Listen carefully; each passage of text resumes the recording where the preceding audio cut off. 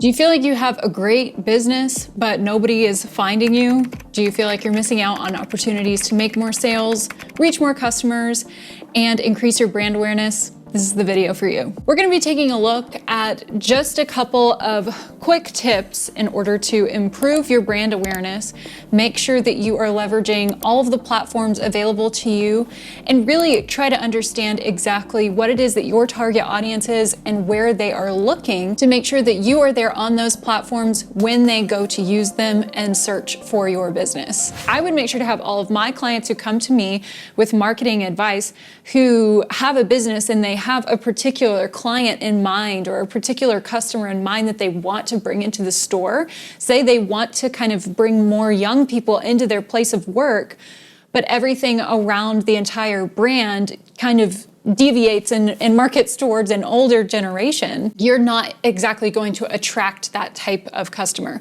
So sit down and really ask yourself, what is it that I see my ideal customer being? And you kind of have to think from their point of view, and you have to kind of put their shoes on and almost act like they do. Say you are trying to bring younger people into your place of business, but maybe you don't know where they are looking and where they're going and how they can find you. Let's talk about all of the different search engines that are available to the general public. As a local business, as an entrepreneur, where should I even list myself? Like, what are the search engines that people are using? Of course, the number one search engine is going to be Google.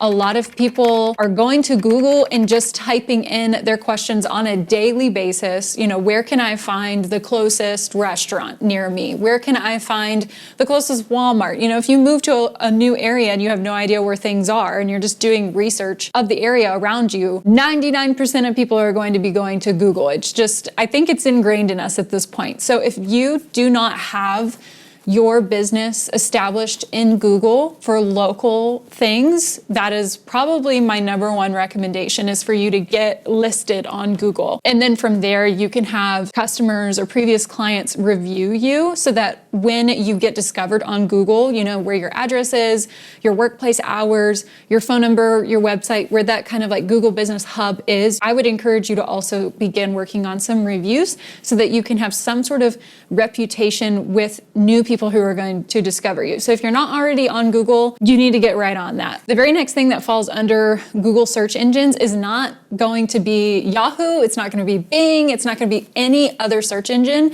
It immediately jumps to social media. The older that Gen Z gets and the older that Gen Alpha gets, there is a pivot right now in search engines. And Google itself is becoming less of the immediate grab in search engines for the up and coming generations. But as they get older, they are going to be your next customers. They are going to be the next up and coming lawyers, doctors, people of prominence in the workplace with money to spend. And if that is your ideal customer, then you need to market where they are. Social media is right under Google. So yes, I do recommend getting your business registered on Google, but I would also encourage you to have some sort of social media presence, because generations following millennials are pivoting to social media as a way to discover local businesses and talk about them in Facebook groups and talk about them on Instagram and in the comment section. It's kind of like a free way of reviewing companies where these new generations are kind of like vetting you. So if you don't have a Facebook account as a business, if you don't have an Instagram account as a business, that's going to be your very next thing. And then of course it'll be Twitter and Pinterest and all these other social media pages that are now the up and coming search engines. And depending on what service that you're providing, what type of business that you are, you can kind of gauge where you fit in that. If you are an interior designer and you are staging homes, should you have an Instagram? Yes. Should you have a TikTok? Yes. But Pinterest is a great example for someone who's an interior designer to kind of create almost like a portfolio for themselves on social media. Pinterest is a search engine for a lot of things like food recipes. So if you're a cook, you need to be doing that. You need to be on that app, but it just kind of depends on what service that you're providing, what type of business you are, and who your ideal customer is. For the sake of time, I'm just going to look at 2 platforms, and that's going to be Google and Instagram. And I'm going to start in my hometown. So when I first moved here, I was looking for a hair salon because I like to get my hair done on a regular basis.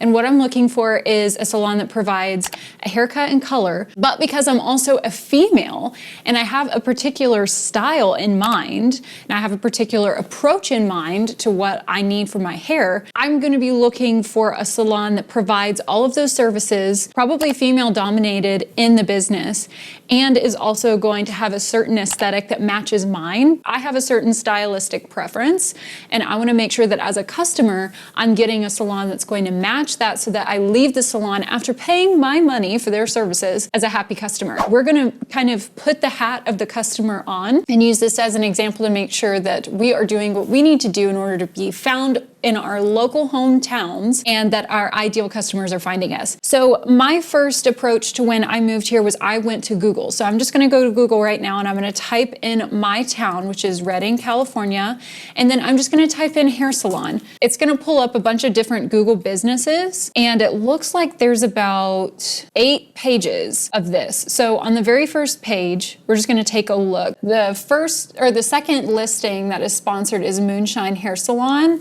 and immediately what I notice is that I am not their ideal client based off of the photos that they have listed here. And that is super important for you to consider as a business. I can tell from my stylistic preference, this is a red flag for me that I don't want to go here. Not that I have any problem with the pictures that they have listed, but I'm not looking for this type of service. So immediately what I would do in this scenario is I would click away from it. Tip number 1, make sure that the pictures that you have listed in your Google listing, especially the first picture, the first and second pictures, make sure that that is going to target the entire targeted audience and not just one type of person. We're gonna go to the next one, Razor's Edge Salon. When I look at the listing, I'm looking at the pictures. I'm not looking at the address. I'm not looking at the operating times yet. The very first thing I'm looking at is the pictures. Then the next thing I'm gonna look at is the reviews. And it's a 4.8 with 116 reviews. It's actually pretty good. But what I'm noticing about the pictures, especially this very first photo right here, is that number 1, it's not a professional photo. And number 2, it's just kind of taken in the corner of the room here. There's no pictures of hair, that's the finished product. There's no pictures of the team. There's no pictures of the building. So like the aesthetic is missed here. If it were me, I would have traded out these like second and third images and made one of those the first image. Be aware of how harshly your customers are going to judge you. We're gonna click away from this and just kind of scroll down. Ooh, c'est la vie. I kind of like the feel of that.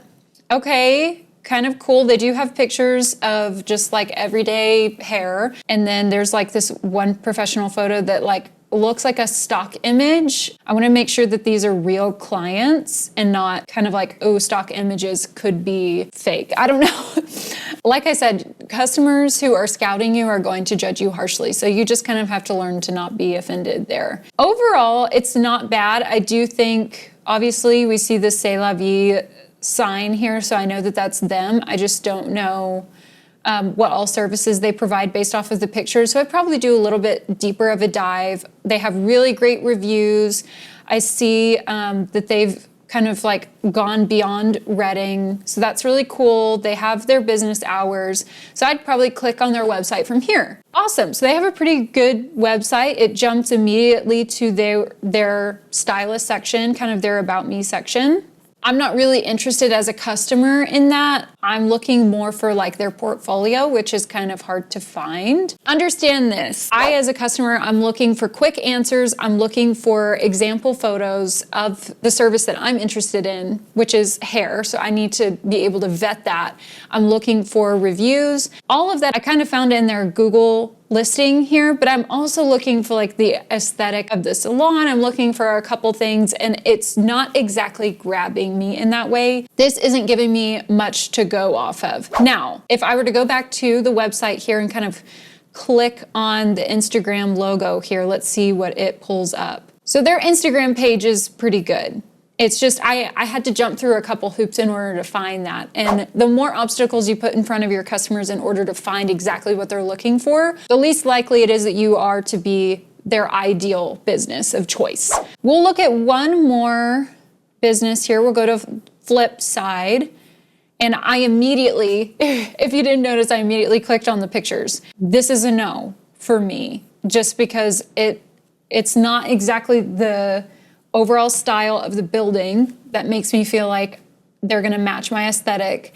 And then these two images here, nothing against purple or blue hair. If that's your jam, it's not mine. So I'm immediately going to click away, regardless of the fact that they have a 4.8 rating, regardless of the fact that maybe they've been open for many years. It doesn't matter to me. I didn't like what I saw. It's not my ideal business. And that's how your customers are going to gauge you. If you feel like you're missing out on opportunities to hit that target audience, if you are wanting to target people like me or younger people, if they are the type of people to Google, you have to make sure that this is as clear as possible with as few steps as possible for them to get all of their questions answered about who you are, what type of services you provide, what kind of aesthetic you are and your stylistic presentation of your business. If you can make that process here on Google as seamless as possible, you are more likely to be their business of choice. If you don't, then that's why you're missing out on customers on Google. Our next platform that we're going to take a look at is going to be Instagram. When I was looking for my hair salons when I first moved here, I did do a couple Google searches and I did get overwhelmed by the amount of pages that kind of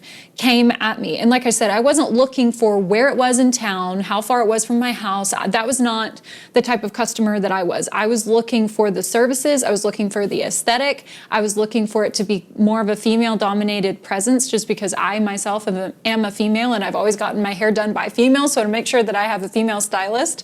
Nothing against that, it's just what I'm used to. And here's the thing, you have to be as objective as possible about this. So if you're gonna get offended, then you're gonna miss out on your customers. When I didn't feel like I was getting my questions answered in Google, I pivoted and went to Instagram. We'll just type in hair salon, Redding, California into the search bar. And here it pulls up, the first one that I see is Hair by Carice, Redding hairstylist. And immediately, as somebody with my type of aesthetic, I'm looking at her Instagram and I already really like it. There's a lot of different shades of hair that are very complicated types of colorings and cuts, very complex things, but also very everyday. And I really like that because I feel like I fit in with that stylistic approach. And then we see a picture of her, which is great. As a business, you should definitely have some like personality photos. It looks like she's in the hair salon and I like the natural light that's coming in. I like the decorations. I like that this looks like her chair where she does her work. So that's the chair that I would be sitting in. I'm picturing myself as the customer sitting in her chair and talking to her. And I'm already visualizing myself taking the next step, which is contacting her. Now, say for instance, I had gone to Instagram, or say for instance, I had gone to Google and found a hair salon and I wasn't getting enough information based off of the photos or the website, and I clicked on the social media link and it took me here. So that is actually how I found this page in particular. And I scroll down. Immediately for me, I'm not picturing myself here because it's not matching my aesthetic. If I click on this page, I'm sure they did a great job on her hair. I just don't really like the design of the studio. I'm not really enjoying the fact that this is really masculine. It's looking like it's a barbershop that offers cuts for women, and because I'm looking for a haircut, a color, and possibly shampoo styling and all of that, it's just not exactly fitting the mold. So for me, I would immediately click out of this. But this may work for a guy who's looking for a hairstylist. This may be your jam. But for me, that's not really going to work. I actually go to this particular hair salon for a couple of reasons. So I really like the variety that they provide. It's not just crazy, non-everyday things, and it's not just we only do haircuts and it's predominantly masculine. It is a mixture of both. It's very feminine, it's very fun every day, but it also feels practical And if I can see myself going into this salon, I can picture myself going in and being comfortable and feeling like I fit right in. I actually did find them here on Google. A really, really good example as to why maybe they might at some point be hurting for clients, or they might only be attracting one demographic, which, listen, if you only want to attract one demographic, female and young, then they are probably killing it in terms of the fact that they are sticking to Instagram. But when I did go and Google them, this was all I found. And that is kind of an issue for me because it's not clear across all platforms, and it's kind of creating some inconsistency in that regard. And honestly, here in Google, they don't even have a website. They do have 3 5-star reviews, which is good. Glad that they don't have 3 3-star reviews or anything. So say they wanted to reach maybe like a Gen X generation or millennial, and they don't always gravitate towards Instagram as their search engine, then they're missing out on those particular clients. Now, I can't really gauge if that's like their goal as a brand because they are not one of my clients. I'm just using this as an example because I found them in this particular way. But that's something for you to consider. Let's say that you provide air conditioning service and you are on Instagram, but you're not on Google, or you're not, you're on Google, but you're not on Instagram, or you're not using all of the platforms that could get you all of the different demographics of homeowners, because let's be honest, there are some Gen Z homeowners. They may not be Google searching your business, or say you're only on Instagram and you're getting a lot of Gen Z homeowners, but you are missing out on Gen X and previous. You need to be on Google and you need to maximize the entire platform. It's not looking like this salon in particular even has a website. So that's another thing for you to consider, is how far you want to go in presentation in order to create more credibility with your target audience and to create more consistency with them. But these are just a couple simple tips for you to consider when you are putting together your digital presence online and trying to target different audiences or one particular demographic. That's up to you to define and refine as much as you want. You can make it as wide as you can or as narrow as you can, but understand that all of these different search engines are a funnel to take somebody who didn't know who you were and funnel them down into being a customer and then creating loyalty. That is going to require of you understanding who they are, what they look like, and maybe even getting down to what kind of clothes they wear. What is their personality like? What do they prefer? And only you can define that so that you can make your brand cater to those people. Thanks so much for watching this video. Let me know in the comments anything else that you want me to talk about, any other tips and tricks on marketing and understanding your target audience or branding strategies. If you have anything that is more of a specific question, feel free to hit the link in the description of this video to book a consulting appointment with me today to help refine your brand, to help target your audience, and to reach your small business goals. Thanks so much for watching. I'll see you next time.